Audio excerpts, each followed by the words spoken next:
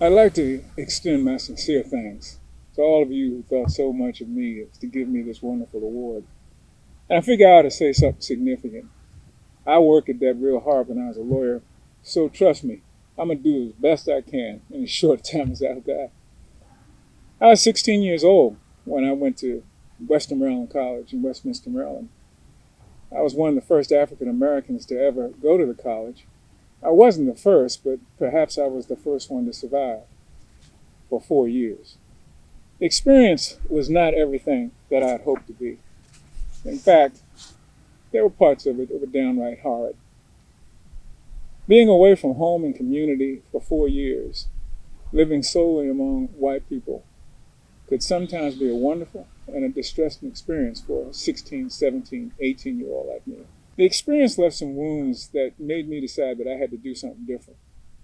And so what I did was I volunteered to go to Mississippi and be a civil rights worker.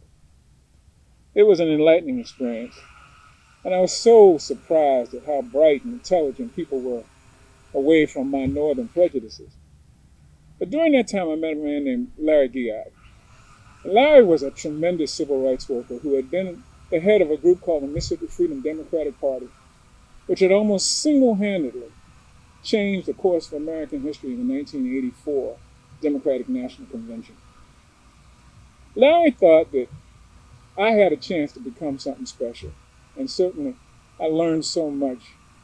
I learned to be humble in Mississippi and to listen to the people who may be poor and who maybe were lacking in understanding of some things.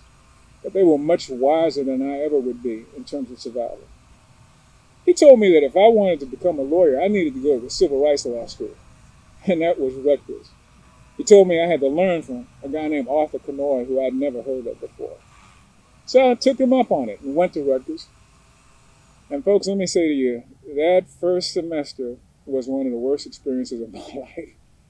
Law school can be, as you could well imagine, and as you well know, quite a rough experience. But for a 20-year-old, as I was at that time, it was a disaster. And I decided to leave Rutgers. And what happened then was, well, it was magic. Larry told me I had to meet a guy named Morton Stavis, who I'd never met before. Stavis was one of the best civil rights lawyers in the country and a very quiet name. And he and Arthur Cannoy and Bill Kunstler and a guy out of New Orleans named Ben Smith had started a group called the Center for Constitutional Rights. The Center for Constitutional Rights had represented poor black folk in the National Convention in 1964, the Democratic Convention, and it gained a tremendous reputation for something they called people's lawyers, people who were involved directly in doing what folk wanted to do, not to tell them what to do, but to empower them to make their own choices. I was excited about going to see Mr. Stavis the moment I heard about him, and I walked in his office and saw things I'd never seen, and that's when I realized that but for the people who were teaching me, I'd never been to a lawyer's office before. I'd never even met a lawyer before.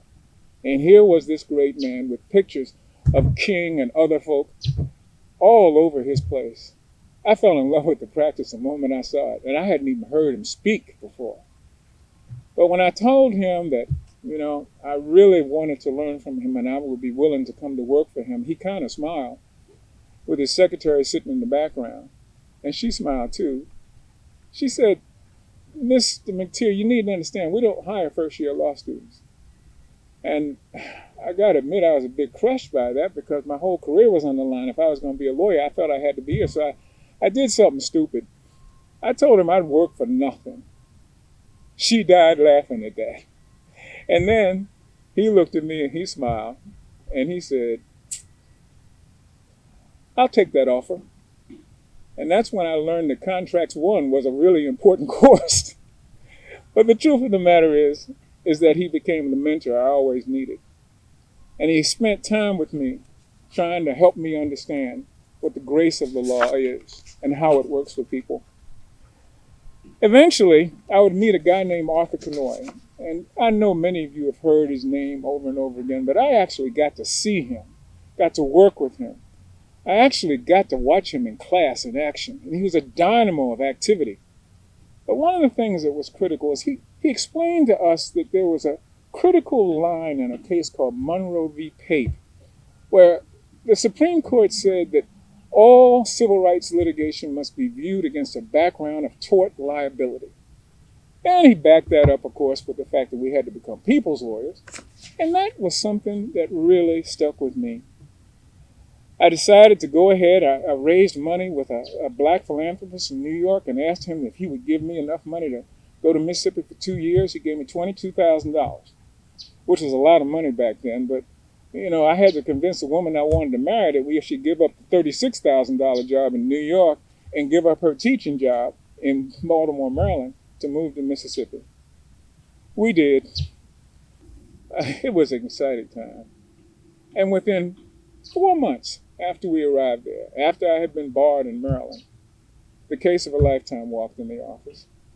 A woman named Katie Mae Andrews had graduated from Mississippi Valley State University with honors and had decided that she wanted to teach in the public schools, the school where she graduated from with honors. And she was immediately granted the job. She was going to get her first job as an elementary school teacher. And the next day she was fired because of the fact that the superintendent discovered through amorphous sources that she had had a baby out of wedlock. Katie Mae, therefore, was declared unfit because of the fact that when she was 17 years old, she had had a baby. And she chose to have that baby. And she had it, and she raised it. She had worked in a factory for years in order to get through school. She had had the help of other people, famous people like Fannie Lou Hamer and others in Sunflower County to make it happen. Here I was, being asked to handle a case that I'd never heard of before. A woman being denied a job simply because she had a baby when she was a kid. That made no sense to me whatsoever. But I'd never heard of such a cause of action, so I called Mort Davis and asked him, and guess what? He'd never heard of such a case too. He asked Consular and Cannoy. They had never heard of it. By that time, the Mississippi experience for them had helped create a group called the Center for Constitutional Rights. They sent me on to a young woman named Rhonda Copeland. And Rhonda was a budding feminist specialist, a wonderful woman, and a wonderful lawyer, and a wonderful person. She'd never heard of such a case either. So, together we crafted a complaint. The only problem was they explained the fact that none of them could be involved in the eventual trial of this case at this point in time. Their schedules were too marked, too harsh. And the result was that, we would have to do the case by ourselves, and they could help us along the way. So we went to trial against the Drew Municipal Separate School District. The big surprise came when the federal court, realizing that the young lawyer who had filed the case, had filed what is called a motion for preliminary injunction, felt that this case should be tried within 2 months. Now remember, I haven't even tried a traffic ticket yet. And here we are going to court on a first-of-a-kind piece of constitutional litigation that we just felt right about. Well, believe it or not, folks, we actually won the case, much to the chagrin and surprise of more people than I want to remember. But the interesting thing was the case was then appealed to the Fifth Circuit Court of Appeals, where we won again. By now, I'm getting used to winning, feeling kind of high and mighty, not realizing what was to come next. And it came when the petition for certiorari was granted by the United States Supreme Court. At that juncture, well, frankly, I was terrified. I had never been in a position like this before, where I felt so unkept, so unbelievably behind the 8 ball, until it was realized that I only had 2.5 years of practice of law, and for that reason, I probably couldn't argue the case to begin with because of the fact that, I'm not qualified. A group of lawyers decided to get together, and they filed a petition that said that I could argue it, that the courts who had watched my performance had felt strong about it, and plus my clients wanted me to argue it. You got it. I'm 26 years old, and I'm about to argue in the United States Supreme Court, and I've only argued once in a federal court and once in a United States Court of Appeals, and that was the ones that we just left. So they decided that they would put me through what they call moot court, and you know what that is, but the moot court was pretty interesting. It included Bill Kunstler, Mort Davis, Arthur Cannoy, my contracts teacher, Alex Axelrod, and a small, very demure, and very pleasant woman by the name of Ruth Bader Ginsburg. Ladies and gentlemen, don't go through that experience when you're 26. or when you're 56. And I'm 73 now, and I still remember it. But I also remember the honor of standing before the highest court in the land, looking Thurgood Marshall in the face and Mr. Berger, and smiling with pride and confidence. And guess what? We won again. It's time finally to say thank you to some very special people at Rutgers. And if you don't mind, it's been 56 years. I need little help with some notes. I want to say thank you to Dean Eva Hanks, who was kind enough, gentle enough, to actually come to her classroom at 7 o'clock in the morning to try to tutor me through property. And we started her class at 8 o'clock. I want to extend my thanks to Alex Axelrod, the professor who helped me understand how contract law really did work in conjunction with the beauty of the Civil Rights Bill. I want to thank J. Allen Smith, who was the wonderful professor from Starkville, Mississippi, who taught torts, and listened to me the first time when I brought Monroe versus Pape to his attention and smiled and said, you got a point there, son. Made sense coming from a southerner from Starkville, Mississippi, which is a place where I intended to go and have a lot of fun.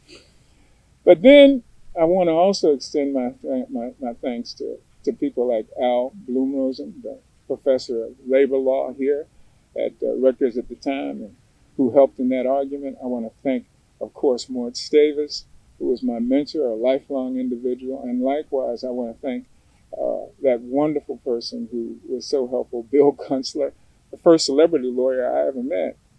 And most importantly, I want to thank this small and very quiet and demure woman who was the only woman involved in that moot court they put me through. Her name was Ruth Bader Ginsburg. I'll never forget her. And folks, you can imagine, I was 26 years old when I went through that experience, about to argue through the Supreme Court. They showed me no mercy, and neither did the Supreme Court of the United States. It was exactly what I needed. So I think that there's one other person that I want to bring to your attention. And you might be surprised at this one. It's Dean David Lopez. 47 years passed after I graduated from Rutgers before anybody contacted me about doing anything to help the college, or be part of the college, or become part of the post-collegiate family of individuals. I understand from my past history that that's not uncommon in some schools, certainly not at Rutgers. But the reality was I became one of the invisible ones, one of the ones who developed a career, who developed some skills, who served the community, but yet no one from your home, the place where you were alumni, called you and asked your opinion and for your help. Well, there are a lot of invisible people out there. And I want to especially thank the Hispanic Dean David Lopez, for having both the courage and the wisdom to reach out to an invisible one. Where I come from, we need every resource we can get. We need to fundraise, think of new ideas, think of how to bring folk back to the fold. And I know, because I was truly the least of the people at Rutgers Law School, I had much more to learn than everyone else. You should find a way to bring us back home, because this is where we belong. And you might be surprised. We might have more to offer than you'll ever imagine. Thank you, Rutgers.